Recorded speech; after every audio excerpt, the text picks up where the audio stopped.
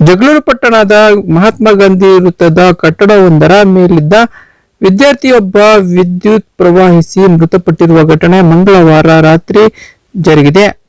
ಕಾನನಕಟ್ಟೆ ಗ್ರಾಮದ 18 ವರ್ಷದ ಶ್ರೇಯಸ್ ಮೃತ ದ್ವಿತೀಯ ಪಿಯುಸಿ ಪರೀಕ್ಷೆ ಬರೆದಿದ್ದ ವಿದ್ಯಾರ್ಥಿಯಾಗಿದ್ದು, ಈತ ರಾತ್ರಿ 7 ಗಂಟೆ ಸುಮಾರಿಗೆ ಕಟ್ಟಡವೊಂದರ ಮೇಲಿದ್ದಾಗ ಅಲ್ಲಿದ್ದ ವಿದ್ಯುತ್ ತಂತಿಗೆ ತಾಗಿದೆ. ಅಸ್ವಸ್ಥಗೊಂಡ ಶ್ರೇಯಸ್ನನ್ನು ಜಗಳೂರು ಸಾರ್ವಜನಿಕ ಆಸ್ಪತ್ರೆಗೆ ದಾಖಲಿಸಿ ಹೆಚ್ಚಿನ ಚಿಕಿತ್ಸೆಗೆ ದಾವಣಗೆರೆ ಜಿಲ್ಲಾ ಆಸ್ಪತ್ರೆಗೆ ದಾಖಲಿಸಲಾಗಿತ್ತು. ಆದರೆ ಚಿಕಿತ್ಸೆ ಫಲಿಸದೆ ಕೊನೆಯುಸಿರೆಳೆದಿದ್ದಾನೆ. ಇನ್ನು ಘಟನೆ ಸಂಬಂಧ ಜಗಳೂರು ಪೊಲೀಸ್ ಠಾಣೆಯಲ್ಲಿ ಪ್ರಕರಣ ದಾಖಲಿಸಲಾಗಿದೆ.